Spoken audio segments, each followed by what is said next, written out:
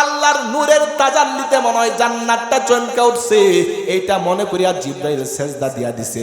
সাথে সাথে আওয়াজ তার কানে আসলো, কে যেন ডাক দিয়ে বলতেছে, মিষ্টি কণ্ঠে মেইলি কণ্ঠে বলতেছে, ইরফা রাসাকা ইয়া রূহাল আমিন লিমা সাজাদতা। ও রূহুল আমিন, ও জিবরাইল, মাথা উঠাও, কেন সেজদা দিলা? জিবরাইল মাথা উঠায় দেখে তার সামনে সুরসী সুন্দরী একটা জান্নাতের হুর দাঁড়ায় আছে। জিবরাইল ডাক দিয়ে বলে, আমি তো মনে করছি আল্লাহর দিদার নসিব হয়েছিল, আর আল্লাহর নূরের তাজাল্লিতে জান্নাত চমকে উঠছে, আর আমি আল্লাহর নূরের তাজাল্লি মনে করে সেজদা দিছিলাম। ওই জান্নাতি হুর ডাক দিয়া বলে, ও জিবরাইল, না না, এটা আল্লাহর নূরের তাজাল্লি ছিল না। তুমি যখন জান্নাতে ঢুকছো, তোমাকে দেখিয়ে আমি একটা মুস্কি হাসি দিয়েছিলাম, আর আমার দাঁতের আলুতে পুরা জান্নাত চমকে উঠছে। সুবহানাল্লাহ বলে। ও যুবক সন্তান, আজ দুনিয়ার সামান্য একটা মেয়ের জন্য তুমি কত পাগল। সামান্য একটা মেয়ের জন্য তুমি তোমার ঈমানটাকে নষ্ট করে দাও। ও আল্লাহর আদরের বান্দারা, অথচ তোমাদের জন্য আল্লাহ কত মায়া করে কত সুন্দর জিনিস, কত আকর্ষণীয় জিনিস জান্নাতে বানায় রাখছে। ও মুসলমান, ঈমানের কত দাম জানেননি? দুনিয়ার জমিনে একজন রিকশাওয়ালা, কিন্তু তার অন্তরে ঈমান আছে, ওই বান্দার কত দাম। আর একজন মানুষ সারা দুনিয়ার বাদশা হয়ে গেছে, কিন্তু তার অন্তরে ঈমান নাই, আল্লাহর পরিচয় নাই। ওই সারা দুনিয়ার বাদশার চাইতে একজন রিকশাওয়ালা ঈমানদারের দাম আল্লাহ তাআলার কাছে কোটি গুণ বেশি। জোরে বলেন সুবহানাল্লাহ। কেন মুসলমান, কেন? কারণ দুনিয়ার জীবনটা অল্প দিনের জন্য। যদিও বান্দা অল্প দিনের জন্য দুনিয়াতে একজন রিকশাওয়ালা, কিন্তু মরার পর জান্নাতে যাওয়ার সাথে সাথে রিকশাওয়ালা বিশাল জান্নাতের মধ্যে বাদশাহ হয়ে যাবে। সুবহানাল্লাহ বলেন। প্রতিটা জান্নাতে মানুষ তার জান্নাতের মধ্যে বাদশাহ।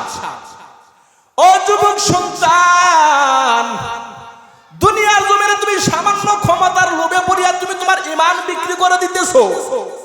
আরে সামান্য একটু ক্ষমতার জন্য তুমি মানুষের উপর জুলুম অত্যাচার করতেছো। অথচ তুমি যদি আল্লাহর গোলাম হইয়া যাও, ঈমানটা নিয়ে যদি কবরে যাইতে পারো, তুমি জান্নাতে যাওয়ার পর তুমি জান্নাতের মধ্যে বাদশা হইয়া যাইবা। প্রত্যেকটা জান্নাতি মানুষের জন্য তার জান্নাতের মধ্যে বিশাল একটা সিংহাসন থাকবে। বলেন না সুবহানাল্লাহ। জান্নাতি মানুষগুলো তার সিংহাসনের মধ্যে বসে থাকবে। আল্লাহর পক্ষ থেকে একজন ফেরেশতা রেশমি রুমাল দ্বারা একটা গিফট বক্স, একটা উপহার বক্স বানাইয়া ওই জান্নাতি মানুষের সঙ্গে সাক্ষাৎ করতে যাবে। এখন গেটের মধ্যে দারোয়ান ফেরেশতা গিয়ে বলবে, মনিবের সাথে একটু দেখা করতে চাই। বলেন না সুবহানাল্লাহ। কি বলবে? মনিবের সাথে একটু দেখা করতে চাই। এবার দারোয়ান ভিতরে যাবে। ওই যে রিকশাওয়ালা আব্দুর রহমান, সে জান্নাতের ভিতরে জান্নাতের বাদশা, আব্দুর রহমানকে গিয়ে বলবেন, ও মনিব, আল্লাহর পক্ষ থেকে একজন ফেরেশতা আইছে আপনার সাথে দেখা করার জন্য।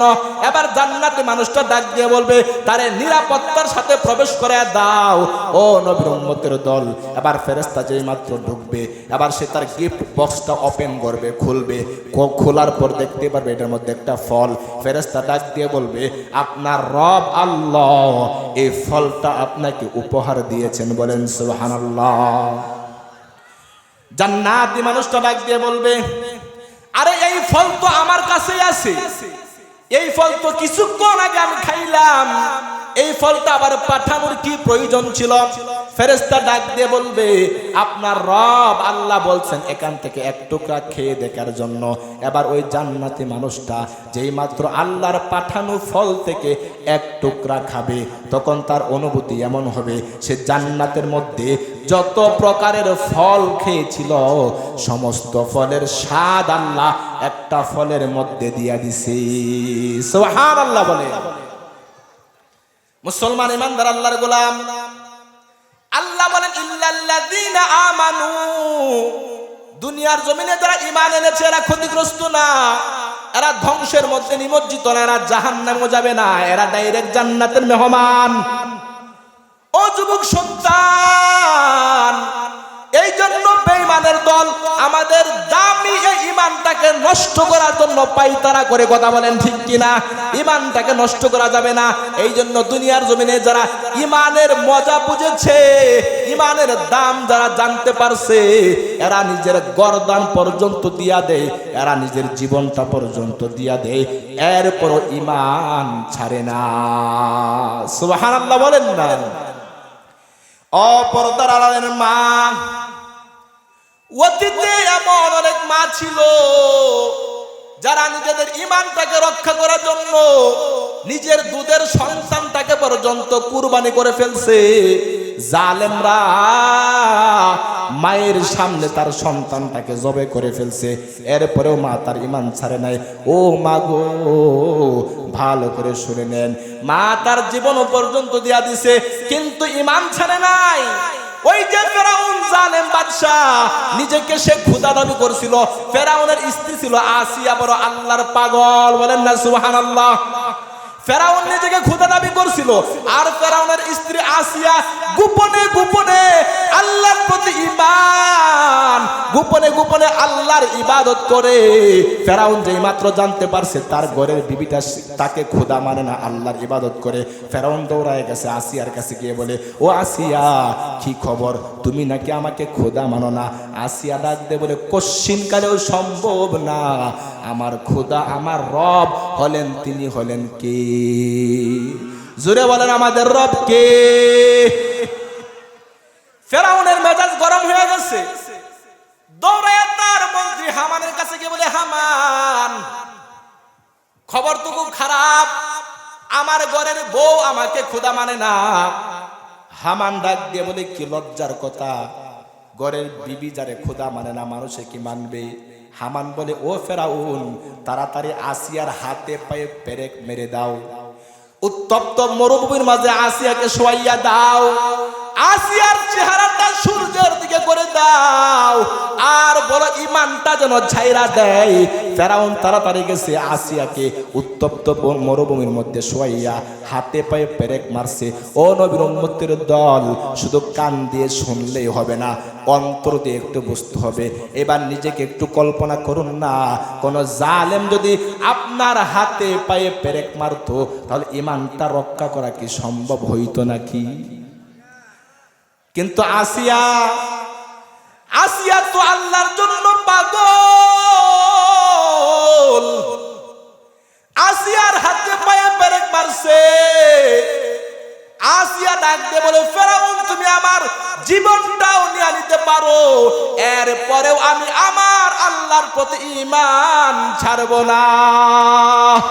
মুসলমানি বুয়াদ গর্দান নাহাদান, ইনানে খুদ বদস্তে খাজাজাদান, গর্ব সুরত আদমি ইনসাবুদে, আহমদ বু জাহল হাম এক সাবুদে।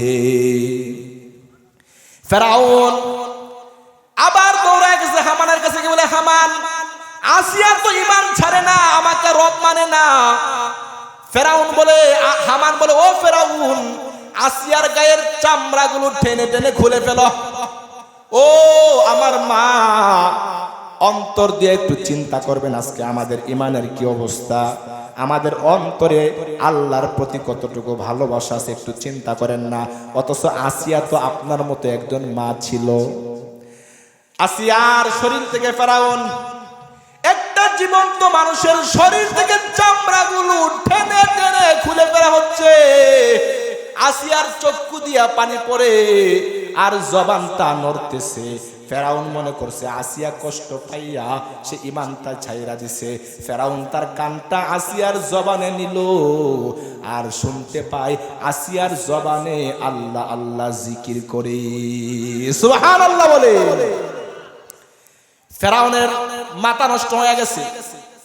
একটা মানুষকে এত অত্যাচার এত কষ্ট দেওয়ার পরেও সে তার আল্লাহকে ভুলে না। এবার ফেরাউন একটা পাথর হাতে নিছে, পাথর দিয়ে আসিয়াকে দুনিয়ার জমিন থেকে বিদায় করে দিবে। এবার ফেরাউন আসিয়ার দিকে তাকায় দেখে আসিয়া মুস্কি মুস্কি হাসতেছে। সুবহানাল্লাহ বলেন। ফেরাউন ডাক দিয়ে বলে, ও আসিয়া, তোর তো মরণের সময় হয়ে গেছে, তোকে আমি মেরে ফেলবো। বল তুই কেন হাসতেছিস? মরণের কথা শুনে তুই তো কান্না করবি, তুই কেন হাসো? আসিয়া ডাক দিয়ে বলে, ফেরাউন, আমার হাসার কারণ বললে তুমি বিশ্বাস করবে না। ফেরাউন বলে, বল, আমি বিশ্বাস করব। আসিয়া বলে, আমি আমার রবের কাছে একটা দোয়া করছি। বলে, কি দোয়া? আসিয়া বলে, আমি আমার আল্লাহর কাছে দোয়া করছি, রব্বি বিনিলি ইনদাকা বাইতান ফিল জান্নাহ। আমি আমার রবের কাছে দোয়া করছি, আল্লাহ জান্নাতে তোমার কাছে আমার জন্য একটা ঘর বানায়া দাও। ও আল্লাহ, ফেরাউনের অত্যাচার থেকে আমাকে মুক্তি দাও। ফেরাউন বলে, দোয়া করছো ভালো কথা, কিন্তু হাসো কেন? হাসার কি কারণ?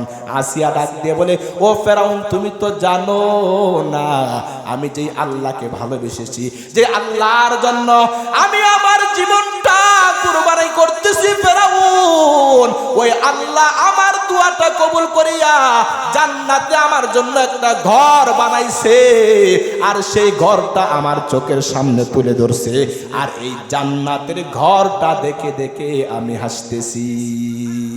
हकीकत से तो दुनिया बेखबर है, दुनिया की नुमाइश पर नजर है। नमी गोयम के आज दुनिया जुदा बाश बहर कार के बाशी बा खुदा बाश, जिससे ते दुनिया आज खुदा गाफिल बुदान नई कमाशो नकराह फरजिंदुजा। আসিয়া ফেরাউনের এত অত্যাচার সহ্য করার পরেও ঈমান ছাড়ে নাই, যার কারণে আল্লাহ মরণের আগেই তার জান্নাতটা তাকে দেখায়া দিছে। বলেন না সুবহানাল্লাহ। ও নবীর উম্মতের দল, এই জন্য কোন বান্দা যদি মরণ পর্যন্ত ঈমানের উপর অটল অবিচল থাকে, মরণের আগে আল্লাহ তাআলা ফেরেশতা পাঠায় দেয় তার কাছে জান্নাতের ছবিটা তুলে ধরে। আল্লাহ বলেন, ইন্নাল্লাযীনা ক্বালু রাব্বুনাল্লাহ, ইন্নাল্লাযীনা ক্বালু রাব্বুনাল্লাহ, নিশ্চয় যারা বলে আমাদের রব হলেন আল্লাহ। একটু মহব্বতে ইমানি আওয়াজ দিয়া চিৎকার দিয়া বলেন না, আমাদের রব কে? আরো জোরে বলেন, আমাদের রব কে? আল্লাহ বলেন, যারা বলে আমাদের রব হলেন আল্লাহ, সুম্মাস্তাকামু, এরপর এই কথার উপর অটল অবিচল থাকে, বান্দাকে ফাঁসির কাস্টে ঝুলাইলেও আল্লাহকে রব মানা বাদ দেয় না, বান্দাকে আগুনে পুড়ায় ফেললেও আল্লাহকে রব বলা বাদ দেয় না, বান্দাকে দ্বিখণ্ডিত করে ফেললেও আল্লাহকে রব বলা বাদ দেয় না।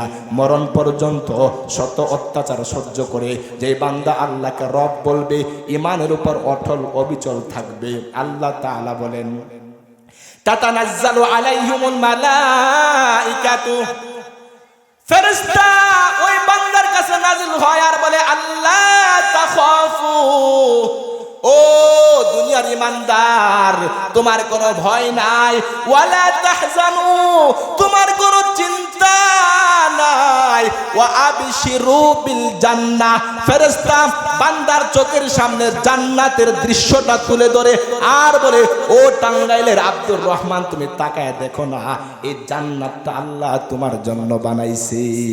সুবহানাল্লাহ বলে। এজন্য বান্দা ইমানদার, ইমানের উপর যদি অটল অবিচল থাকতে পারে, ওই বান্দাকে আল্লাহ মরণের আগে জান্নাতটা দেখায় দেন। ও নবীর উম্মতের দল, এইজন্য ইমান বড় দামি এক বস্তু, ইমানটাকে ছাড়া যাবে না। বেঈমানের দলরা অনেক ষড়যন্ত্র করতেছে, অনেক কৌশল করতেছে ইমানদারের ইমানটাকে নষ্ট করার জন্য, কিন্তু তুমি তো বান্দা জান্নাতের মেহমান, তোমার ইমান তো হইল জান্নাতের টিকেট। জীবন দিয়া হলেও, রক্ত দিয়া হলেও ইমানটাকে ধরে রাখা লাগবে কবর পর্যন্ত। কথা বলেন ঠিক কিনা? এজন্য আল্লাহ তাআলার কাছে দোয়া করতে হবে। ঈমানের পথে অবিচল থেকে আমার মরণ যেন হয়। ঈমানের পথে অবিচল থেকে আমার মরণ যেন হয়। তোমারই কাছে মিনতি আমার,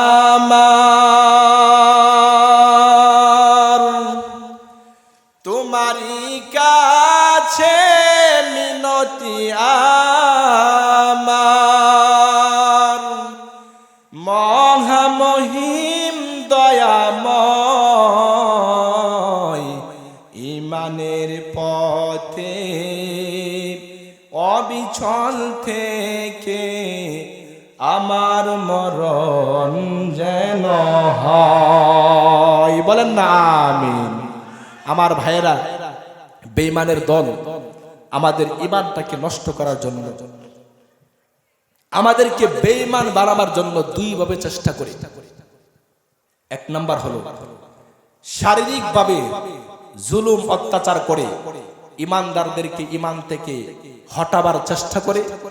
দ্বিতীয় নাম্বার হলো ঈমানদার বান্দাদেরকে কৌশলে ঈমানদারদের মাঝে ইহুদ খ্রিস্টান এদের দালাল ছেড়ে দিয়ে ওরা সুকৌশলে ঈমানদারের ঈমানটাকে নষ্ট করার পায় তারা করে। কথা বলেন ঠিক কিনা মুসলমান? এজন্য আপনি যদি আবার একটু খেয়াল করে শুনবেন, যদি আপনি চান যে আমি ঈমান নিয়ে কবরে যাব, আমি একজন জান্নাতি মানুষ হইয়া কবরে যাব, এটা যদি আপনি চান তাহলে অবশ্যই আপনাকে উলামায়ে কেরামের সাথে থাকতে হবে। কথা বলেন ঠিক কিনা? দেখেন বর্তমানে একদল বের হয়েছে যারা উলামা বিদ্বেষী। কথা বলেন ঠিক কিনা? এদের মাথার মধ্যে আছে পাগড়ি, মুখে লম্বা দাড়ি, ওরাও ঈমানের কথা বলে, কিন্তু উলামায়ে কেরামের সাথে থাকতে চায় না। এবং সাধারণ মানুষদেরকে আলেম থেকে এরা বিচ্ছিন্ন করতে চায় এবং মানুষদেরকে বলে আরে হুজুরদের সাথে, ইমামের সাথে, আলেমের সাথে থাকতে হবে। এটা কি কোরআনে আছে নাকি? জোরে বলেন নাউজুবিল্লাহ। দেখেন তাবলীগ জামাত, এই ঈমানের মেহনত এতদিন পর্যন্ত একটা জামাতেই ছিল, যে তাবলীগের মধ্যে গিয়ে বেনামাজি মানুষগুলো নামাজি হয়েছে, দুর্বল ঈমানওয়ালা মানুষগুলো মজবুত ঈমানওয়ালা হয়েছে। কথা বলেন ঠিক কিনা? ইহুদ খ্রিস্টান বেঈমানের দলেরা এরা দেখতেছে শুধুমাত্র এই একটা জামাত, তাবলীগ জামাত, যার মধ্যে কোনো ঝামেলা নাই, ভেজাল নাই, নির্ভেজাল একটা জামাত, সুতরাং এটার মধ্যে ফাটল সৃষ্টি করতে হবে। কথা বলেন ঠিক কিনা? সুকৌশলে বেঈমানের দলেরা সে আমাদের তাবলীগ জামাতটাকে দুই ভাগ করে ফেলছে। কথা বলেন ঠিক কিনা? মাওলানা সাদ সাহেব শুধুমাত্র 2018 সালে 60টা গুমরাহী বক্তব্য দিয়েছে। এই গুমরাহী বক্তব্য দেওয়ার পর মানুষ দুই ভাগে বিভক্ত হয়ে গেছে। একদল বলে যে আমরা উলামায়ে কেরামের সাথে আছি। কথা বলেন ঠিক কিনা? আরেক দল মাওলানা সাদ সাহেবের অনুসারী হয়ে অহংকার ভাব নিয়ে বলে যে আমাদের সাথেও তো উলামায়ে কেরাম আছে। কথা বলেন ঠিক কিনা? মুসলমান, এই পৃথিবীতে আল্লাহ তাআলা মানুষদেরকে জান্নাতের পথ দেখাবার জন্য যুগে যুগে অসংখ্য নবী এবং রাসূল পাঠিয়েছিলেন। কথা বলেন ঠিক কিনা? এবং সর্বশেষে যে নবী এসেছিলেন তিনি হচ্ছেন আপনার আমার নবী মুহাম্মদুর রাসূলুল্লাহ সাল্লাল্লাহু আলাইহি ওয়াসাল্লাম। কথা বলেন ঠিক কিনা? নবীজি দুনিয়া থেকে বিদায় হয়ে গেছেন, কিয়ামত পর্যন্ত দুনিয়াতে আর আসবে না। কি বলেন আপনার কেউ? নবীজি কি আবার আসবে দুনিয়াতে? আসবে না। তাহলে এই নবীওয়ালা কাজটা করবে কে? নবী যেই জিনিসের মাধ্যমে মানুষদেরকে দাওয়াত দিয়েছেন কোরআন এবং হাদিস, নবী বলেন এই কোরআন এবং হাদিস এটা হচ্ছে আমার ইলম, আর আমি উলামায়ে কেরামকে আমার ইলমের ওয়ারিস বানায় গেলাম। বাবা মারা যাওয়ার পরে যেমন সন্তানেরা বাবার সম্পদের ওয়ারিস হয়, নবীজি বলেন আম্বিয়ায়ে কেরাম লাম ইউয়ারিসু দিনারা ওয়ালা দিরহামা, নবীগণ তাদের সম্পদের ওয়ারিস কাউকে বানায় না। বরং তারা ইলমে ওহী, আল্লাহর পক্ষ থেকে যে ওহী আসছিল, যে এলেম আসছিল, এই এলেমের ওয়ারিস বানায় গেছে। আর সেই এলেমের ওয়ারিস হলো উলামায়ে কেরাম। বলেন সুবহানাল্লাহ। সুতরাং নবী নাই, নবীকে পাইবা না। কিন্তু জান্নাতে যদি যাইতে চাও, তাহলে নবীর এলেমটা যাদের কাছে রেখে গেছে সেই উলামায়ে কেরামের হাত ধরে এরপরে জান্নাতে যাইতে হবে। কথা বলে ঠিক কিনা? কেউ যদি বলে যে আমরা আলেমের সাথে নাই, নিশ্চিত ওরা একটা গোমরা দল। কথা বলেন ঠিক কিনা মুসলমান? ওরা কি বলে দেখেন, আপনাদের এলাকায় আছে কিনা জানা নাই, কিন্তু আসতে পারে। এরা দেখেন কিতাব তালিম করে, এখন বলবেন হুজুর ওরাও তো আল্লাহর কথা বলে, এরাও তো তালিম করে, এরাও তো ইমানের কথা বলে। ইমানের কথা যে বলে, তাহলে তারা উলামায়ে কেরামের সাথে নাই কেন? এরা আলেমদের বিরোধিতা করে কেন? যারা আলেমদের বিরোধিতা করবে এরা অবশ্যই বাতিল দল, গুমরা দল, ভ্রান্ত দল। কথা বলেন ঠিক কিনা মুসলমান? এগুলো অনেক দামি কথা, ইমানি কথা। আপনার ইমানটা যেন নষ্ট করতে না পারে, কেউ যেন সুকৌশলে আপনার ইমান হরণ করতে না পারে, এই জন্য কথাগুলো বলে যাচ্ছে দরদ নিয়ে। আমার ভাইয়েরা দেখেন, শয়তান মানুষকে, সিয়ারু আলামিন নুবালা একটি কিতাব, ওই কিতাবের মধ্যে আছে যে শয়তান মানুষকে ৯৯টা ভালো রাস্তা দেখায়। বলেন শয়তান মানুষকে ভালো রাস্তা কয়টা দেখায়? কথা কই না, জোরে বলেন। শয়তান মানুষকে ভালো রাস্তা কয়টা দেখায়? আচ্ছা, শয়তানের কাম কি ভালো রাস্তা দেখানো না খারাপ রাস্তা দেখানো? হ্যাঁ, তা ভালো রাস্তাতে দেখায়। বলে শয়তান মানুষকে ৯৯টা ভালো রাস্তা দেখায় শুধুমাত্র একটা খারাপ রাস্তায় নেওয়ার জন্য। তাহলে আপনি যদি আলেম না হন, আলেমদের সাথে না থাকেন, তাহলে আপনাকে ধোঁকা দিয়া বোকা বানাইয়া কোন দিক দিয়া এক রাস্তায় নিয়ে আপনার ইমানটা নিয়ে চলে যাবে, আপনার কোনো খবরও থাকবে না। কথা বলেন ঠিক কিনা মুসলমান? এরা বলে যে উলামায়ে কেরাম কোরআন হাদিসের ভুল ব্যাখ্যা করে। আচ্ছা, আলেম যদি ভুল ব্যাখ্যা করে, তাহলে সঠিক ব্যাখ্যা করবে কে? কি পরিমাণ মানুষদেরকে উল্টা পাল্টা বুঝায়। আচ্ছা বলেন, আপনার যদি অসুস্থ হয়েছে, এখন আপনি অপারেশন করা দরকার, তো একজন ব্যক্তি মাত্র ৩ মাসের একটা কোর্স করে গ্রামের মধ্যে ওষুধ বিক্রি করে, আর একজন ২০-২৫ বছর পড়াশোনা করে বড় ডাক্তার হয়েছে, অপারেশন করে। এখন আপনি কার কাছে যাবেন অপারেশন করতে? বলেন না, বড় ডাক্তারের কাছে যাবেন না? ওই গ্রামের ডাক্তার যদি বলে আসো, তোমার টাকা পয়সা লাগবে না, মাগনা, টাকা ছাড়া বিনা পয়সায় তোমার অপারেশন করে দিব, এখন কেউ কি এই যে বিনা পয়সায় চিকিৎসা পাইয়া তার কাছে অপারেশন করাইতে যাইবে নাকি? কারণ গেলে শেষ, কারণ ওই বিদ্যা তার নাই, তার কাছে অপারেশন করতে গেলে উল্টা পাল্টা কাইটে আমার জীবন নষ্ট করবো। কথা বলেন ঠিক কিনা মুসলমান? তাহলে এই কথা কেন বুঝেন না? আপনি যদি ইমানের পথে চলতে চান, ইমানের মেহনত যদি করতে চান, অবশ্যই আপনি অন্ধ মানুষ, উলামায়ে কেরাম হচ্ছে চক্ষুওয়ালা। একজন অন্ধ মানুষ যদি আরেকজন, 10 জন অন্ধ মানুষ যদি আরেকজন অন্ধ মানুষের হাত ধরে, তাহলে কি গন্তব্যে পৌঁছতে পারবে নাকি সব অন্ধ একসাথে মিলে গর্তে পড়বে? সবগুলো একসাথে কি গর্তে পড়ে যাবে। আর 100 জন অন্ধ মানুষ একজন চক্ষুওয়ালার হাত ধরছে, নিরাপদে গন্তব্যে চলে যেতে পারবে। কথা বলেন ঠিক কিনা মুসলমান? এজন্য যারা উলামায়ে কেরামের সাথে থাকে না, আলেমদের বিরোধিতা করে, এদের সাথে কোনোদিন যাবেন না, ইমানের মেহনত করবেন না। কথা বলেন ঠিক কিনা মুসলমান? আরেকটা ছোট্ট উপমা দিই, আরেকটু বুঝে আসবে।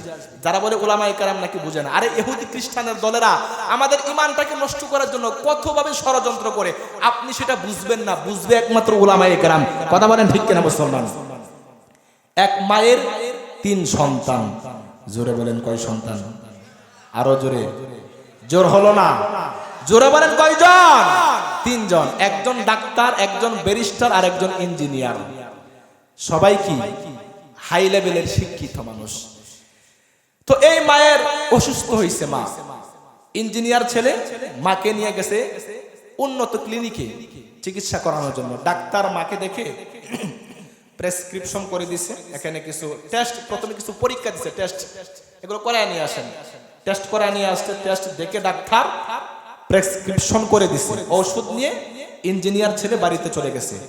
এই মায়ের যে ডাক্তার ছেলে ছিল, মায়ের অসুস্থতার কথা শুনিয়ে আসে পাগল হইয়া বাড়িতে চলে আসছে মাকে দেখার জন্য। আয়সা বলে, মা তুমি অসুস্থ, তোমাকে দেখার জন্য আমি চলে আসছি, আমি থাকতে পারলাম না। ও মা, তোমার এই প্রেসক্রিপশনটা কোথায় দেখি তো? মা বালিশের নিচ থেকে বের করে এই যে প্রেসক্রিপশনটা ডাক্তার সন্তানের হাতে দিছে। ডাক্তার সন্তান দেখে বলে, মা তোমার তো ডাক্তার অনেকগুলো টেস্ট দিছে, টেস্টের রিপোর্টগুলো কোথায়? মা বলে, ওই যে টেবিলের উপরে আছে। এবার ডাক্তার ছেলে টেবিলের উপর থেকে রিপোর্টগুলো যখন বের করলো, দেখে এই রিপোর্টের ভিতরে একটা কালো এক্সরে ফিল্মও আছে, এক্সরে। এক্সরের কাগজটা বাল্বের কাছে ডাক্তার ছেলে এভাবে ধরে দেখতেছে, বলে ও মা তোমার তো সর্বনাশ হয়ে গেছে। বলে কি? তোমার তো পিত্তথলিতে পাথর হয়েছে। কে বলছে এটা? ডাক্তার ছেলে। আচ্ছা, এই এক্সরে ফিল্ম কিন্তু আগে ব্যারিস্টার ছেলেও দেখছিল, কিন্তু তার চোখে পাথর ধরা পড়ে নাই। কথা বলেন ঠিক কিনা? এই এক্সরে কাগজটা ইঞ্জিনিয়ার ছেলেও দেখছিল, তার চোখেও পাথর ধরা পড়ে নাই, অথচ সে প্রতিদিন টন টন পাথরের কাজ করে। কথা বলেন ঠিক কিনা? কিন্তু মায়ের এক্সরে ফিল্মের মধ্যে যে পাথর হয়েছে সেটা তার কাছে ধরা পড়ে নাই, কিন্তু ডাক্তার ছেলে দেখা মাত্রই ধরে বলছে কেন? যে ওই দুই ছেলে শিক্ষিত ঠিক আছে, তাদের পড়াশোনা ভিন্ন, যার কারণে তারা মায়ের এক্সরে ফিল্মের মধ্যে পাথর হয়েছে এটা ধরতে পারেনি। কথা বুঝবেন? কথা কোন দিকে যাচ্ছে বুঝবেন? ডাক্তার ছেলে ডাক্তারি লাইনে পড়াশোনা করার কারণে তার চোখের মধ্যে আলাদা একটা পাওয়ার তৈরি হয়েছে, যার কারণে সে তার মায়ের এক্সরে ফিল্মের মধ্যে পাথর দেখতে পারছে। সুতরাং এই কথা পরিষ্কার মুসলমান, তুমি যত বড় শিক্ষিত হও না কেন, যত বড় ডাক্তার হও না কেন, যত বড় ইঞ্জিনিয়ার হও না কেন, সারা জীবন তবলিগে সময় লাগাইলেও ইহুদি খ্রিস্টানের দলেরা ঈমানের উপর যখন ষড়যন্ত্র করে, তুমি বুঝবে না কিয়ামত পর্যন্ত, বুঝবে একমাত্র উলামায়ে কেরাম। কথা বলেন ঠিক কিনা? সুতরাং মুসলমান যদি ঈমানের উপর থাকতে চাও, ইহুদ খ্রিস্টানদের ষড়যন্ত্র থেকে হিফাজত করে তোমার ঈমানটাকে রক্ষা করতে চাও, তাহলে একা একা পারবা না, উলামায়ে কেরামের সাথে থাকতে হবে। কথা বলেন ঠিক কিনা মুসলমান? আল্লাহ পাক রব্বুল আলামিন আমাদেরকে বুঝার তৌফিক দান করুক। জোরে বলে আমিন। তাহলে ভাইরা আমার, বলতেছিলাম কি বলতেছিলাম? যে আল্লাহ তাআলা কসম করে বলছেন যে সারা দুনিয়ার মানুষ ক্ষতিগ্রস্ত, ধ্বংসের মধ্যে নিমজ্জিত, তবে 4 গুণওয়ালা মানুষ, মনে আছে না আপনাদের? 4 গুণওয়ালা মানুষ ক্ষতিগ্রস্ত না, ধ্বংসের মধ্যে নিমজ্জিত না, জাহান্নামেও যাবে না, এরা ডাইরেক্ট জান্নাতের মেহমান। এর মধ্যে 1 নাম্বার হলো ইল্লাল্লাযীনা আমানু, যারা দুনিয়ার জমিনে ঈমান এনেছে, ঈমানওয়ালা বান্দা, এরা জান্নাতি মানুষ। সুবহানাল্লাহ। এজন্য ঈমানটাকে হেফাজত করা লাগবে।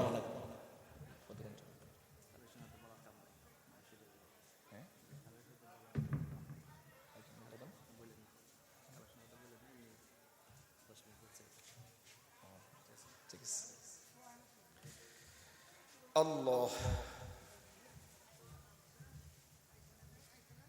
এখানে আচ্ছা, আজকে যেহেতু শুধু ঈমানের উপরে কথা বললাম, এখানে শেষ করি, ঈমানটা নিয়ে শেষ করি, ঠিক আছে? দেখেন, আমরা মুসলমান, আমরা নামাজ ভঙ্গের কারণ জানি, রোজা ভঙ্গের কারণ জানি, কিন্তু নামাজ রোজা সহ যত ইবাদত আছে সব ইবাদতের মূলে হইল ঈমান। কথা বলেন ঠিক কিনা?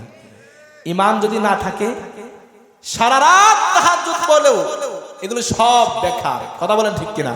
যেন নামাজ ভঙ্গের কারণ জানি, ওযু ভঙ্গের কারণ জানি, রোজা ভঙ্গের কারণ জানি, এর আগে আমাদেরকে জানতে হবে ঈমান ভঙ্গের কারণ। কথা বলেন ঠিক কিনা মুসলমান?